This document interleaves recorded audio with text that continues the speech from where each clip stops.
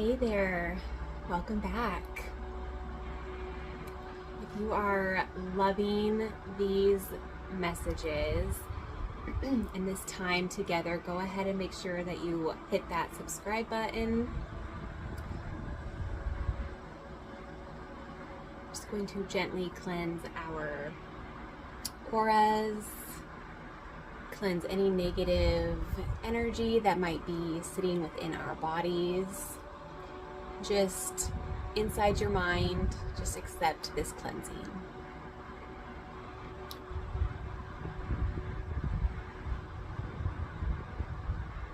I bless and release what does not bring us peace. I bless and release what does not bring us peace.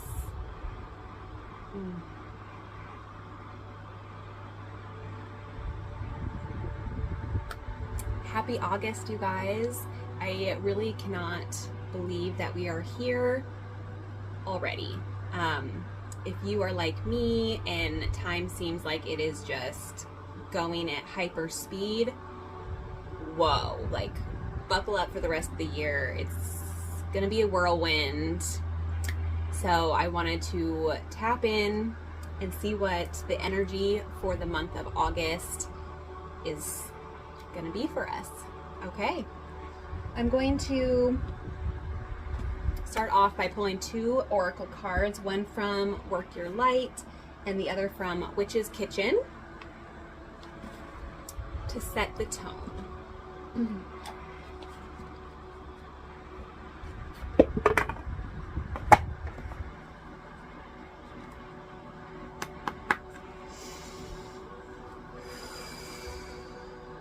Spirit, angels, and guides of the highest good and highest protection.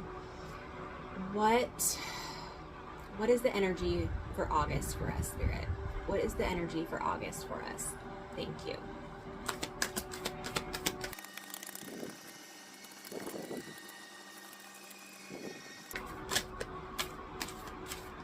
Deep replenishment is popping out. I feel this to my core. I personally excused myself from all social media platforms. I am in full-blown hermit mode. I feel like I have to protect my energy at this time, like hardcore. So if you follow me on Instagram or TikTok or Facebook, and you haven't seen me lately, hello, I'm alive, I'm doing great. I just have to, like I said, step back. If you are also feeling this way, know that it's an energetic theme. You hold a pretty high vibration, and what's happening in the world, which comes into our feeds on social media platforms, you can't handle it. It is too much, it's too negative. So allow yourself, if you're feeling like you have to remove yourself from social media, even though I know it is an addiction, whether you want to believe that social media is an addiction, it really is. We are addicted to those cell phones, and addicted to seeing into other people's lives, which then to me sometimes, this might just be me, but I fall into this cycle of feeling like other people's lives are better than mine. What I have isn't good enough, and I try my best to stay out of those mindsets, but it's hard sometimes when you're just like consuming all this stuff all the time, right? And so it's really important to take a step back. If you are feeling those feelings, there's nothing bad about them. You're not wrong or like anything. Just follow your gut. If that's what it's telling you, then listen. That's what it's telling me, and I just really have to listen to it. And so with the card deep replenishment coming out, retreat, rest, and be held. That is such a calming imagery. Oh my goodness.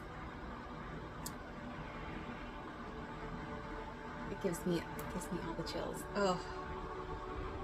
This is such great confirmation for me personally that what I am feeling and what I am surrendering to is like on point. And so that's so good. Thank you, Spirit, so much. I'm going to find it and actually read what it says, because I think these ones are really important. Remember, take what resonates with you personally, leave what doesn't. Not everything in these readings are going to be 100% for you. It could be for little nuggets here and there. And then others are for other people too that are tuning in and watching. So hold on one moment. Deep replenishment. The most selfless thing you can do is to fill up your own inner well. When we are running around half filled, we subconsciously look to things and people around us to give us the nourishment and nurturing that we so deeply crave. Nothing can grow in barren lands. You are no good to anyone if you're running on empty. The feminine is bountiful, fertile, and rich. Tend to your own well and watch as the amount you have to give multiplies. If your inner well isn't full, you will find yourself craving things from the outside world to fill it. This is our body's instinctive way of reaching for the grounding and nurturing that we are not allowing ourselves. What nourishes you? What refuels your body? What is the nectar of your soul? What brings you back to life? What is your secret medicine? What makes you feel abundant and fertile? Overspilling with life. It may be gardening, arranging flowers, getting a massage, using luxurious essential oils, snuggling up on the couch, hiking, sipping a good cup of coffee at your favorite cafe, attending a women's circle, reading about sacred sites, spontaneous bike rides, walking along the beach, or yin yoga. Whatever it might be, what is it? What nourishes you is your medicine. When you give yourself the medicine that you need to be nourished, you nourish all those around you, for there is more than enough to go around. Something you can ask yourself today and reflect on.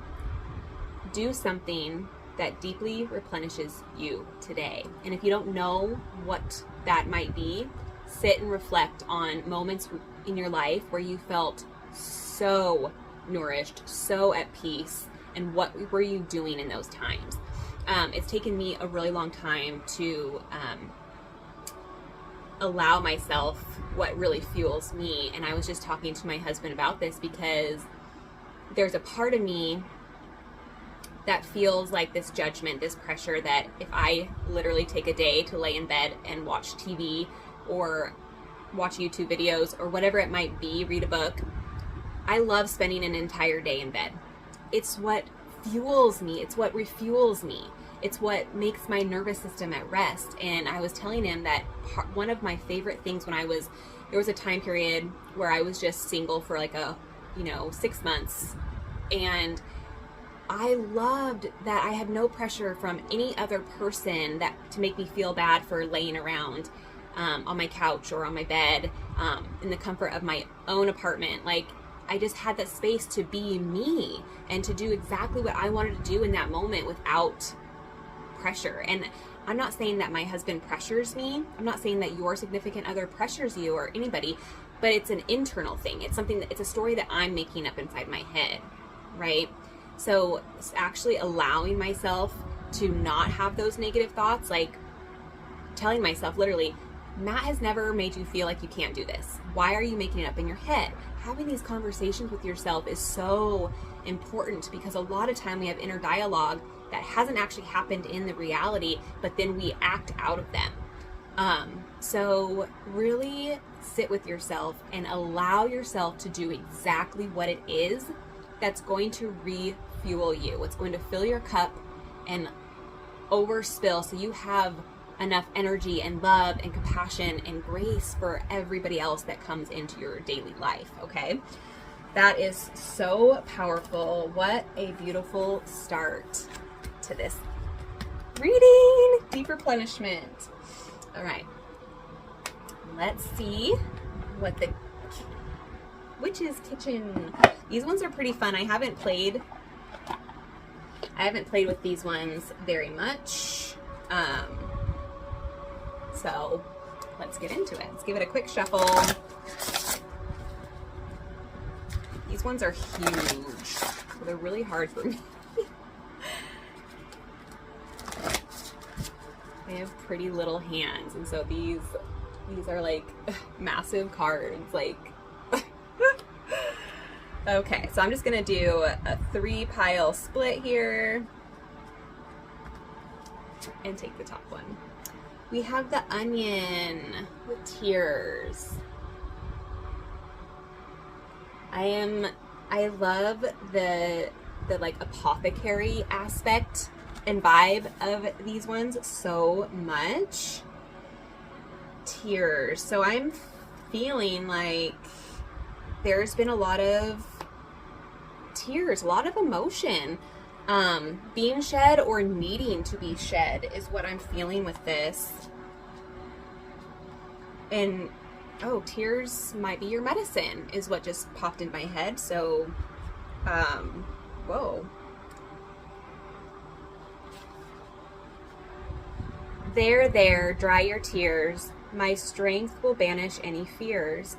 Eyes will sting, you'll start to weep, but onion magic is yours to keep. This magic is worked with harm to none, so mote it be, there it is done. So for a lot of you, tears are really your medicine, and I'm feeling like there's some of you, myself included, that somewhere in our upbringing, we didn't feel safe to cry. We didn't feel safe to shed that emotion. And something personal to me is when my daughter was born, I didn't even cry. No tears of happiness, like nothing. And I didn't like really even think about it at the time, but now that I've done a lot, like 2 or 3 years of like really diving into myself and cracking my heart space wide open and like truly trying to understand who I am, what I'm supposed to be here for, all of these things, right? I realized that somewhere somebody made me feel like I couldn't express myself that way. It was something that made me look weak. All these things, right? I was called a crybaby or like whatever it might be. I really don't know at this point yet. But I know there's a trauma there because that is something that I have faced. And any time that I've done like a psilocybin journey ceremony for myself, I weep and cry like you would not believe. Like it just comes out of me because I lock it up so much that what psilocybin mushrooms do is completely eradicate the ego. So the ego is there to keep us safe and whatnot. And so when that's dismantled, it allows everything within you to come up to surface for you to see it and to acknowledge and to be aware of it. And so when I kid you not, when I get through my self ceremony, I feel so light and refreshed because I just shed all of that emotion. I let all of it go. Even if I don't consciously am aware of what is all being like shed out, I feel the weight lifted. I feel whatever I was holding on to is just let go, and it is so freeing and it feels so light, and all the anxiety is gone and all the fear is gone, and it's so beautiful and so magical. And this is not me any way condoning that you like a hair in my mouth, that you do these. If you feel called to it, then definitely like reach out and talk to me about it, or just trust yourself and trust where your higher self is leading you to. The onion's guidance. Your emotions seem to be running the show, and crying over spilt milk is not the answer in getting to the root of your sensitive outbursts. If you slice me in half, my chemical irritant will certainly give you something to cry about. My defensive attack is familiar to any kitchen witch. But be brave and fight back the onslaught of teardrops, unless you wish to season your meal with salty tears.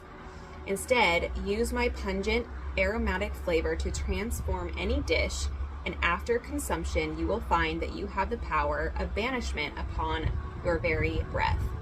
Plant my bulbs around your property for protection, or slice me in two, slide in the name of your perpetrator on a piece of paper, and seal with a pin or two to banish harm.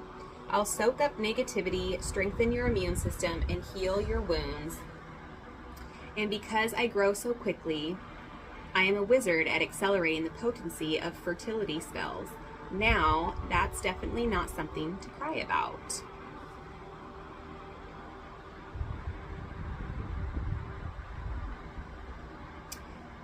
Something interesting about the onion. Pliny the Elder, while traveling to Egypt, discovered that the Egyptians took oaths with their right hand on an onion. The ancient Egyptians saw onion rings as a symbol of eternity. Onions were placed over the eyes of the dead or were wrapped into the cloth of a mummy before it was placed in the tomb. Very fascinating.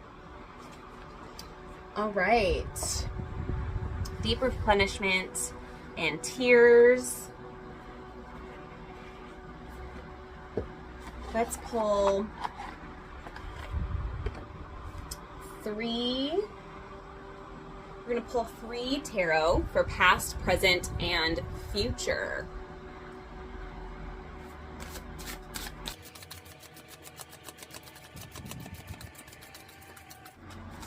All want to come out at the same time. Okay, past. The Wheel of Fortune.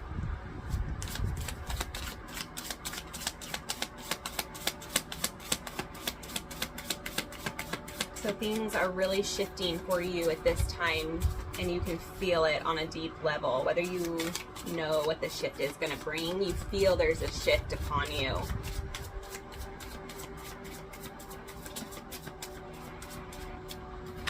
Present, we have the Page of Swords. So new ideas, new communication. You're on the very beginning parts of something new.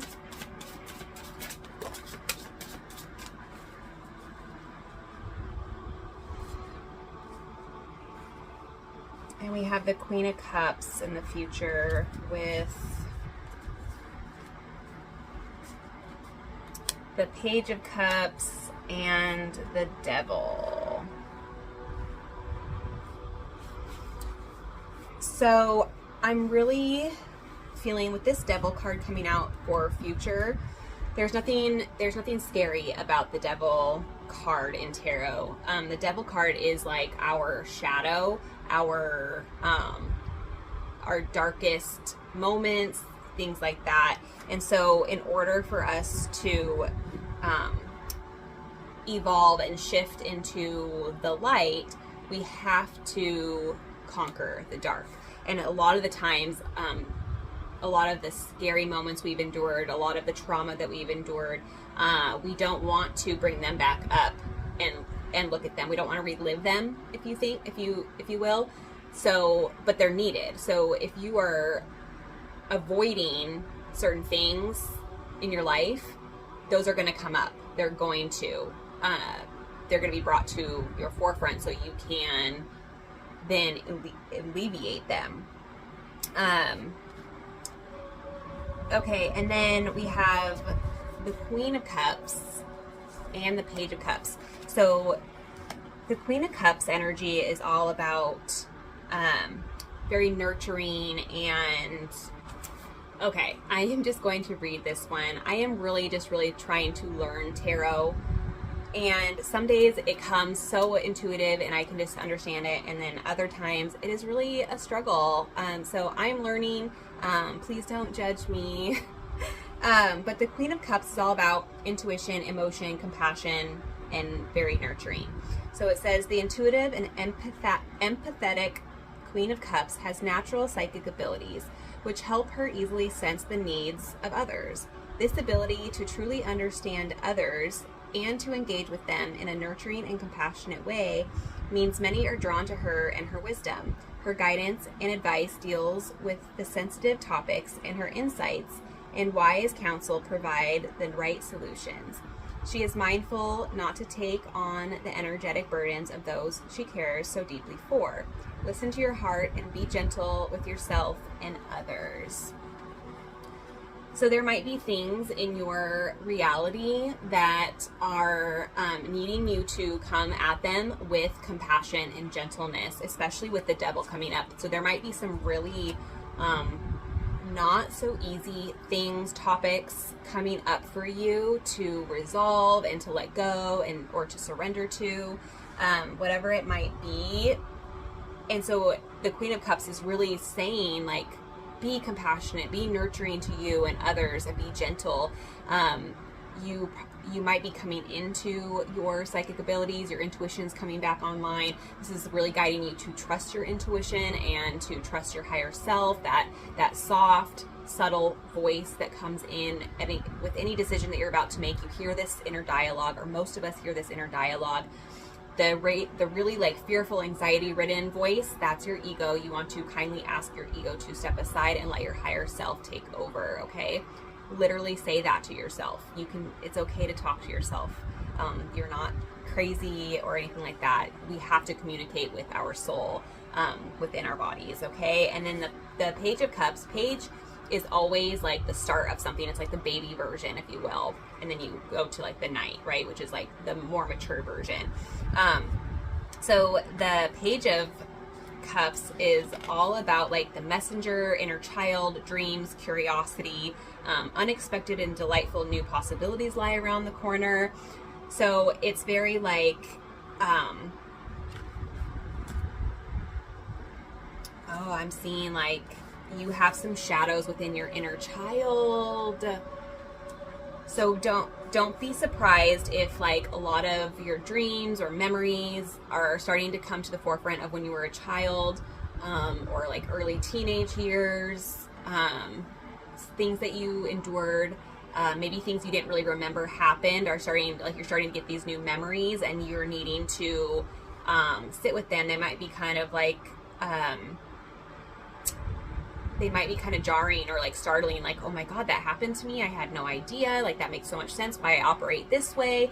This is telling you to look at it, to don't judge yourself for whatever you endured or whatever and happened to you. Just look at it like, oh my gosh, I'm so sorry that happened to you. And almost like talk to that version of you that endured that, and just like give that little version of you a hug and say, I'm so sorry that happened to you. You did not deserve that. Look where you are now. Like, just do that encouraging, like what you needed in that moment. Be that for that version of yourself. Time is not linear like we are taught. It doesn't just happen like this. It is like cyclical. It comes like in spirals, right? And so there's like literally infinite versions of us with every decision that we make. And so that little version of you, it still exists in reality within the universe. And so you can literally heal that version of you by communicating with that version of you and holding that version of you, you know, metaphorically, and just nurture that aspect of you that didn't get the nurturing, compassion, gentleness that it so needed in those moments, right? I hope that made sense. Wow. Things are really transforming with this Wheel of Fortune coming out. This is major arcana, big energy.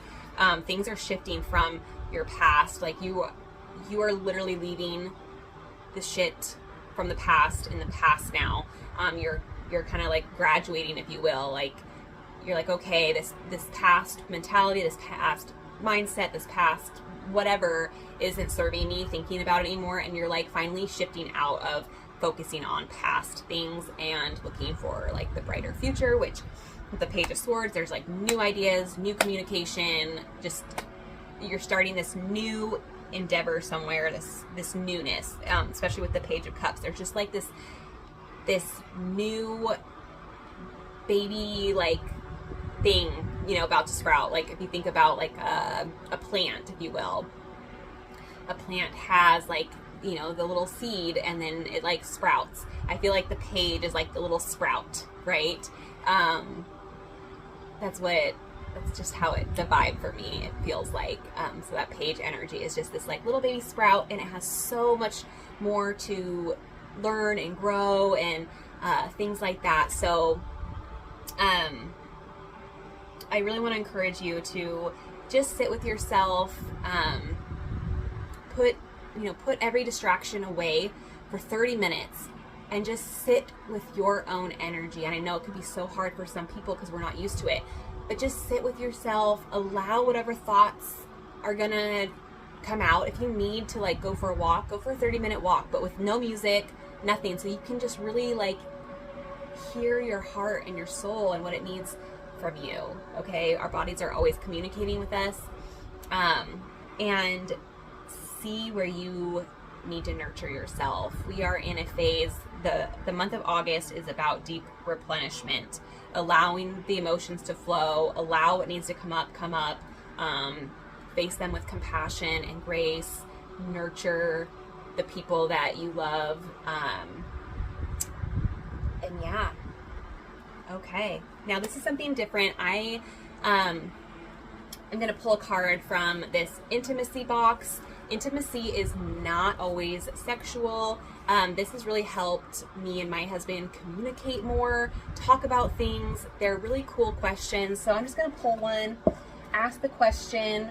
I will then answer it to the best of my ability, with what I feel comfortable talking about. And then I will drop it also in the description box below, to encourage you to answer the question in the comment section so we can start communicating, we can build a community.